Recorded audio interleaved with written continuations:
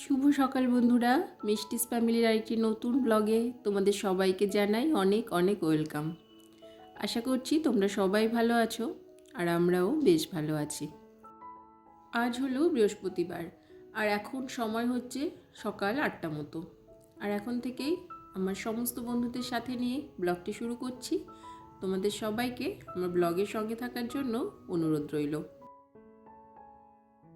আজকের ব্লগটা আমি শুরু করছি কিচেন থেকে। সকালে ঘুম থেকে ওঠার পর বাসি কাজকর্ম যেগুলো থাকে আর কি, ঘর ঝাড় দেওয়া, বিছানা গোছানো আর টুকটাক যে সমস্ত কাজকর্ম সকালের দিকে আমি করি সেগুলো সব করা হয়ে গেছে। আর তারপরে এখন চলে এসেছি কিচেনে ব্রেকফাস্ট বানানোর জন্য। আজ একটু তাড়াতাড়ি কিচেনে এসেছি। আসলে আজকে না ছেলেকে সকালে ও যে খাবারটা খায় আর কি সেরিগ্রো, ওটা আর খাওয়াইনি। এখন না মাঝে মধ্যে ও সকালের দিকে চাউমিন, কোনো দিন এরকম ডিম টোস্ট বা কোনো দিন বলে রুটি, এইসব জিনিসগুলো করে দিতে বলে। স্কুল ছুটি তো তো বাড়িতে আছে, তাই আমি ভাবি যে না, যখন বাড়িতে আছে তাহলে করেই দিই।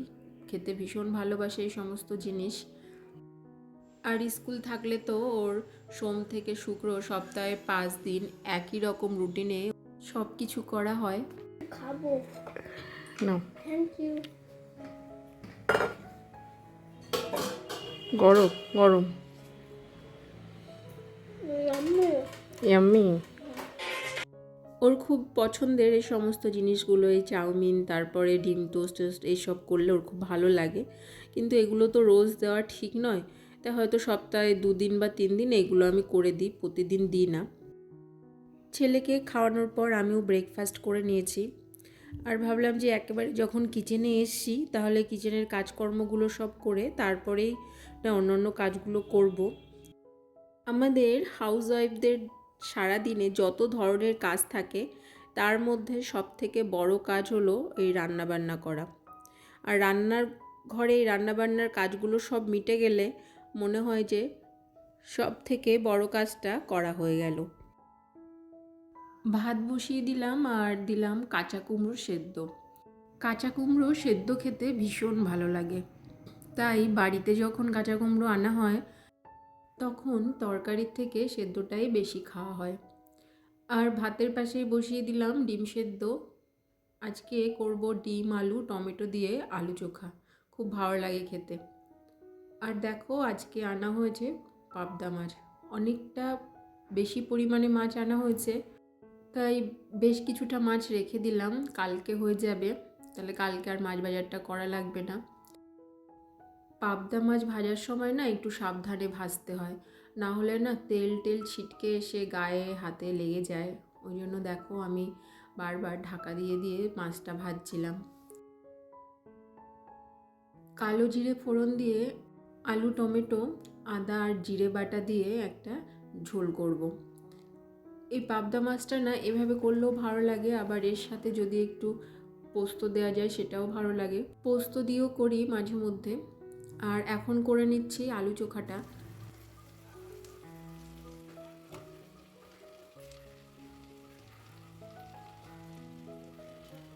টমেটো, আলু আর ডিম সেদ্ধ দিয়ে করছি এটা। আলু সেদ্ধটা ভাতের মধ্যেই দিয়ে দিয়েছিলাম। জিরে আর শুকনো লঙ্কা ফোড়ন দিয়ে এটা করছি। এর মধ্যে পেঁয়াজ দিলে আরও ভালো লাগে খেতে, কিন্তু আমার শ্বশুরমশাই না পেঁয়াজের জিনিস খেতে পারেন না বেশি একটা, ওনার অম্বল হয়, মানে অ্যাসিডিটি প্রবলেম হয়, তার জন্য পেঁয়াজটা আমি স্কিপ করেছি। পেঁয়াজটা দিলে না আরও বেশি টেস্ট হয় খেতে। অনেকটা বেশি পরিমাণে করেছি, দুপুরেও হয়ে যাবে। আর রাতে তো রুটি বেশিরভাগ দিন খাওয়া হয়, রুটি দিয়েও খেতে আর কি এটা ভালো লাগে। রান্না বান্না সব কমপ্লিট। আর সকাল থেকে দেখো এত রান্না বান্না করেছি তো চারপাশটা দেখো শুধু এত নোংরা হয়ে গেছে। আর রান্না করার সাথে সাথেই না আমি সবসময় চেষ্টা করি এগুলো ধুয়ে মুছে পরিষ্কার করে রাখতে। এটাও আমার একটা ডেলি রুটিনের মধ্যে পড়ে। আমার তো নন মডিউলার কিচেন, তো যাই হোক সেটা পরিষ্কার পরিচ্ছন্ন রাখি বলেই সবসময় টিপটপ থাকে। ছেলের জন্য একটা মৌসুম্বি লেবু কেটে নিয়েছি। আগে তো জুস করে দিতাম, তোমরা আমার অনেক ভিডিও আগে দেখেছো। আগে জুস না করে দিলে খেত না, কিন্তু এখন নিজেই না এত সুন্দর খেয়ে নেয়। পাশে একটু বিট নুন দিয়ে দিয়েছি, ওটা দিয়ে নিজেই ওটাকে লেবুর ওপর ভালো করে ছড়িয়ে নিয়ে সুন্দর করে খেতে শিখে গেছে। প্রায় 12টা মতো বাজে। আজকে তাড়াতাড়ি রান্নাঘরে গেছিলাম, তো ওই জন্য 12টার মধ্যেই সকালের ব্রেকফাস্ট, দুপুরের রান্না বান্না সব কিছু কমপ্লিট করে চলে আসতে পেরেছি। বেডরুমের কাজগুলো তো সব করেই গেছিলাম, কিন্তু এটা আমার অন্য একটা রুম। এই রুমে তো থাকা হয় না, তাই এটা সপ্তাহে একদিন করে ভালোভাবে পরিষ্কার করে রাখি। আর এই জন্য না এই ঘরটাও সবসময় সাজানো গোছানো পরিষ্কার পরিচ্ছন্ন থাকে। ছেলে শুধু আসে, খেলনাগুলো হয়তো কোনো সময় নিয়ে খেললো, না হলে এমনিই থাকে ঘরটা। গেস্ট আসলে তখন এই ঘরটা ইউজ করা হয়। তা আমার ছেলের যখন ড্রয়িং টিচার আসে তখন এই রুমেই ও ড্রয়িং করতে বসে, খাতায় আঁকছে, সাথে সাথে বেড কভারও দেখো এঁকে এঁকে বেড কভারটা পুরো কালার দিয়ে ভরিয়ে দিয়েছে। কাল ও ড্রয়িং টিচার এসেছিল, আর কালকেই এই কাজটাও করেছে, তাই ওটা তো ক্লিন করতে হবে, তাই বেড কভারটা পাল্টে দিলাম। আর এখন এই ঘরের একটু ডাস্টিং ক্লিনিংয়ের কাজ যেগুলো আছে সেগুলো করব। বেডটাও ভালো করে মুছে টুছে নিলাম।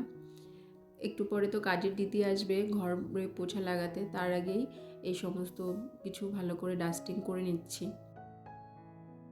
এই সমস্ত ফার্নিচারগুলো প্রতিদিন যদি সম্ভব হয় খুব ভালো, আর সেটা যদি না হয় 2-3 দিন পর পর একটু ভালো করে মুছে টুছে পরিষ্কার করে রাখলে আরও বেশি চকচক করে।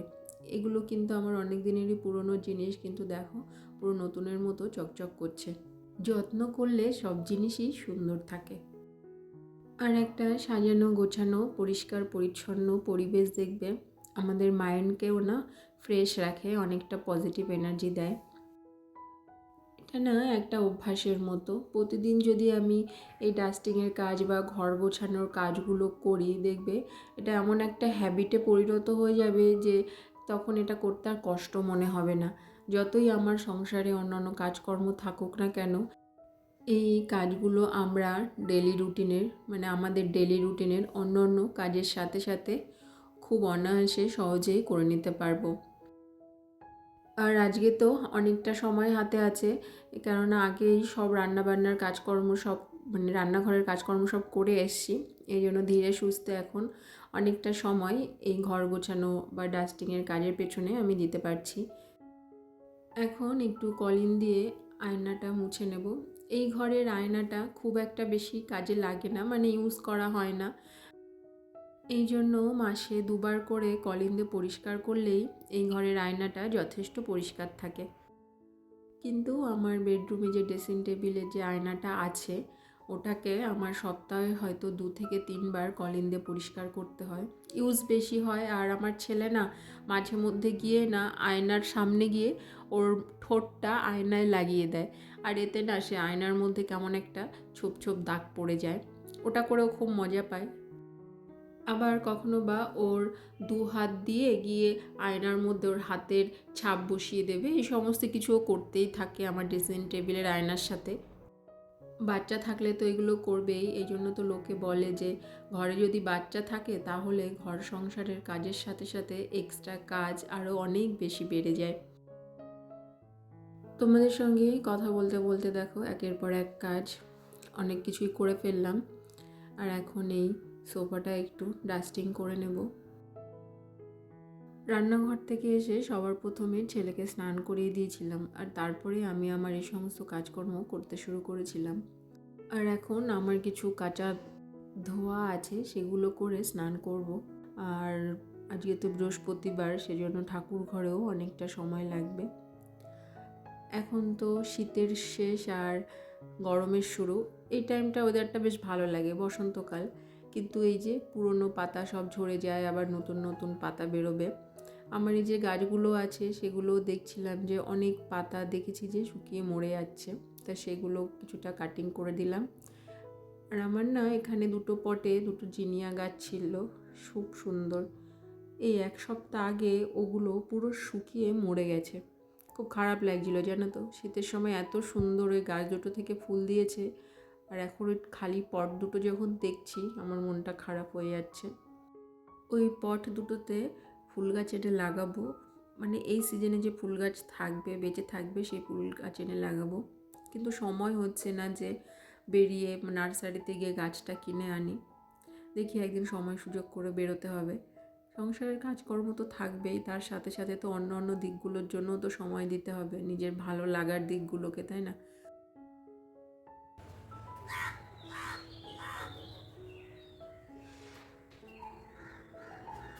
আজকে দেখেছো কি সুন্দর রোদ উঠেছে। আর শীতের জামা কাপড় তো প্রতিদিনই অল্প অল্প করে কেচে দিচ্ছি। অনেক জামা কাপড় তো বের করেছিলাম শীতের, তাই এরকম প্রতিদিন একটু একটু করে কেচে ধুয়ে আলমারিতে তুলে দিচ্ছি। নিচে চলে এসেছি, এখন একটু স্কিন কেয়ার করে নেব। সমস্ত কাজের সাথে সাথে না নিজের দিকটাও একটু খেয়াল রাখতে হয়। কথায় আছে, যে মানুষ নিজেকে সাজিয়ে গুছিয়ে পরিপাটি করে রাখতে পারে সে অন্যকেও সাজাতে পারে, সে তেমনি অন্য দিকগুলো সুন্দর গুছিয়ে পরিপাটি করে রাখতে পারে। তাই আমি যেমন নিজেকেও সাজিয়ে গুছিয়ে সুন্দর করে নিজের দিকে যত্ন নিতে পছন্দ করি, তেমনি আমার সংসারটাকেও সুন্দর করে গুছিয়ে পরিপাটি রাখতে ভালোবাসি, আর সেটা সবসময় করার চেষ্টাও করি। শীতের কদিন তো আমি স্কিনে নিভিয়ার ময়শ্চারাইজারটা ইউজ করেছিলাম, আর এখন ইউজ করছি ভিটামিন সি সিরামটা। পুরো গরমকাল জুড়েই আমি এই ভিটামিন সি সিরাম ইউজ করি। আর এখন না ঠোঁটে খুব টান ধরছে জানো তো, তাই একটু লিপ বাম লাগিয়ে নিলাম। তো আজকের মতো ভিডিওটি তোমাদের সঙ্গে আমি এই পর্যন্ত শেয়ার করলাম। দেখা হবে আবার নেক্সট ব্লগে।